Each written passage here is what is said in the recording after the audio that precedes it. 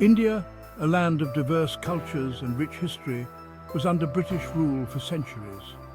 The British East India Company first set foot on Indian soil in the early 17th century, and over time their influence grew, culminating in the establishment of British Crown rule in 1858. This marked the beginning of a long and arduous period of colonial domination. The British controlled everything from trade to governance. They imposed their laws, exploited India's vast resources, and reaped the benefits of its rich trade routes. The British Raj, as it was known, brought about significant changes in the Indian economy, society, and culture, often to the detriment of the local population. This led to exploitation and suffering for many Indians. The colonial policies favoured British interests, leading to widespread poverty and hardship among the Indian populace. Farmers were forced to grow cash crops instead of food, leading to famines and starvation. The traditional industries were destroyed, and the local artisans and craftsmen were left without livelihoods. Naturally, a desire for freedom began to stir among the people. The oppressive policies and the blatant disregard for Indian welfare ignited a spark of resistance. The seeds of discontent were sown, and the call for self-rule began to echo across the land. The Indian people, with their rich heritage and strong sense of identity, could no longer tolerate the subjugation. Indians yearned for self-rule and the right to shape their destiny. They longed for a nation where they could live with dignity and pride, free from foreign domination. The dream of Swaraj, or self-governance, became a rallying cry for millions. It was a dream that transcended regional, linguistic and religious differences, uniting the people in their quest for freedom. This collective desire gave birth to the Indian nationalist movement. The Indian National Congress, founded in 1885, became the principal platform for voicing the aspirations of the Indian people. It brought together leaders from different parts of the country who worked tirelessly to mobilize the masses and build a united front against colonial rule.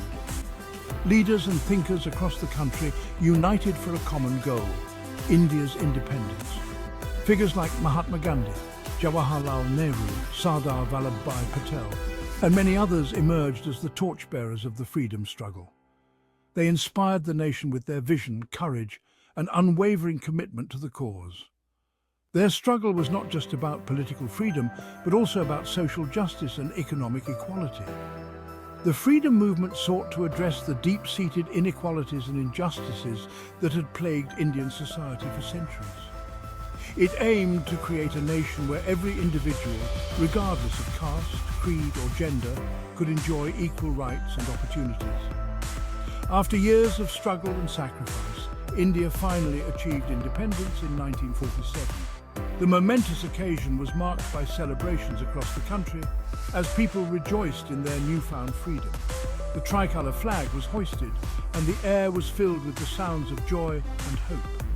This victory paved the way for the creation of the Indian Constitution, a document that embodies the principles of democracy, equality and justice.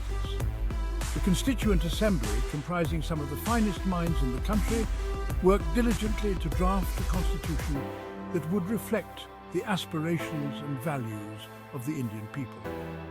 The Constitution became the foundation of the newly independent nation. It laid down the framework for a democratic and inclusive society, where the rule of law would prevail and the rights of every citizen would be protected. It was a testament to the vision and wisdom of the leaders who had fought for India's freedom. It laid down the framework for a just and equitable society reflecting the aspirations of millions who had fought for freedom. The journey of building a new nation had begun, and the dream of freedom continued to inspire generations to come. The story of India's independence is a testament to the resilience, courage, and indomitable spirit of its people. At the forefront of India's struggle for independence was Mohandas Karamchand Gandhi, lovingly known as Mahatma Gandhi. Gandhi's arrival on the scene transformed India's fight for freedom and justice. He brought a unique approach, one of non-violence and truth, which he called satyagraha. Gandhi believed in resisting injustice without resorting to violence. He taught Indians to fight for their rights with courage and determination, but without hatred or aggression. His message resonated deeply with the masses. Gandhi's philosophy of satyagraha wasn't just about passive resistance, it was an active pursuit of truth and justice through non-violent means. This approach captivated the imagination of the Indian people, uniting them under the banner of non-violence. Gandhi's leadership transformed the Indian nationalist movement. He mobilized millions of Indians from all walks of life to fight for their rights. His unwavering belief in the power of non-violence inspired generations to come. Gandhi's first major satyagraha in India took place in Champaran, Bihar, in 1917.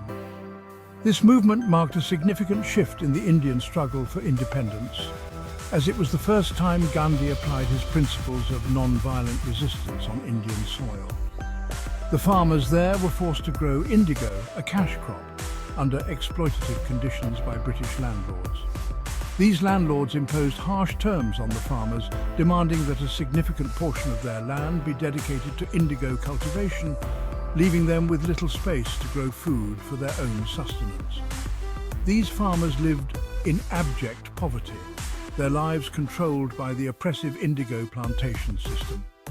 The indigo they produced was sold at prices dictated by the British, leaving the farmers with meagre earnings that were insufficient to support their families. The cycle of debt and poverty seemed unbreakable. Gandhi travelled to Champaran and listened to the farmers' grievances. He spent days meeting with them, understanding their struggles and documenting their stories. His empathetic approach won the trust of the local population, who saw in him a beacon of hope. He saw firsthand the injustice they faced. The sight of their suffering deeply moved him, and he realized that immediate action was necessary to alleviate their plight. Gandhi's observations reinforced his belief in the need for a non-violent struggle against such exploitation. Moved by their plight, he decided to launch a satyagraha movement against the oppressive indigo system. He began to organize the farmers, educating them about their rights and the power of peaceful resistance. His strategy was to challenge the unjust laws through non-cooperation and civil disobedience. Gandhi and his followers organized peaceful protests and refused to obey unjust laws. They encouraged the farmers to stop growing indigo and instead cultivate food crops that would sustain their families. This act of defiance was a bold step towards reclaiming their autonomy. They faced arrest and brutality, but their spirit remained unbroken. The British authorities tried to suppress the movement through intimidation and violence, but the resolve of the farmers and Gandhi's leadership kept the movement alive. The arrests only served to draw more attention to their cause. The Champaran Satyagraha was a turning point. It demonstrated the effectiveness of non-violent resistance and inspired similar movements across India. The success of the Champaran movement showed that ordinary people could stand up to oppression and bring about change through peaceful means. It showed the power of non-violent resistance. Gandhi's philosophy of satyagraha, which emphasized truth and non-violence, became a guiding principle for the Indian independence movement. The Champaran Satyagraha laid the foundation for future struggles against colonial rule. The British government, under pressure from public opinion, was forced to concede to the farmers' demands. They agreed to abolish the exploitative system and allowed the farmers to grow crops of their choice. This victory was a significant achievement for the farmers and a major blow to British authority. This victory marked the beginning of Gandhi's rise as a national leader and instilled a new confidence in the hearts of Indians. The success of the Champaran Satyagraha proved that non-violent resistance could be a powerful tool for social and political change. It inspired countless Indians to join the struggle for independence, setting the stage for future movements that would eventually lead to India's freedom. In 1919, the British government passed the Rowlatt Act. This act was named after Sir Sidney Rowlatt, the head of the committee that recommended its implementation. It was designed to extend the repressive wartime measures into peacetime, giving the British authorities unprecedented power over the Indian populace. This act gave immense power to the British authorities. They could now suppress any form of dissent with an iron fist.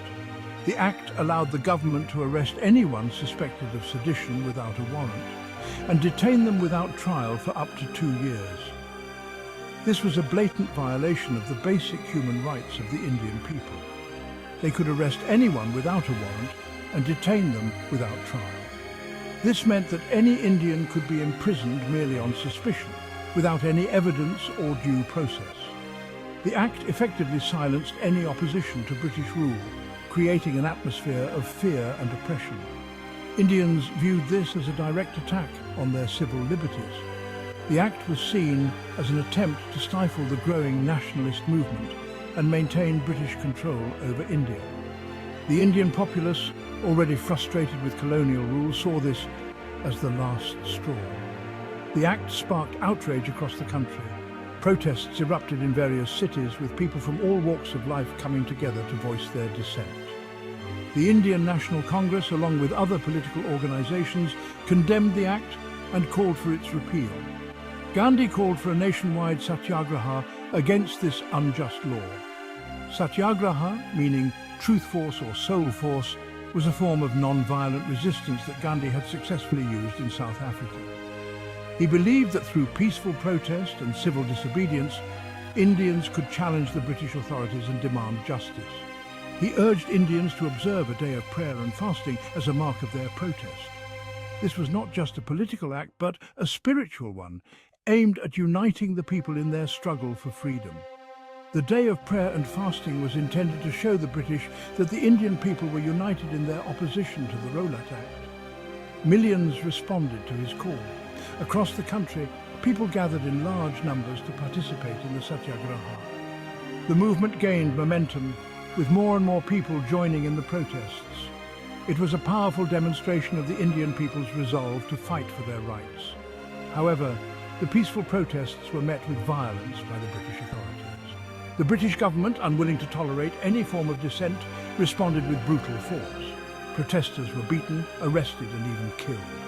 The repression only served to strengthen the resolve of the Indian people. The Jallianwala Bagh massacre, where British troops opened fire on unarmed civilians, was a horrifying example of this brutality.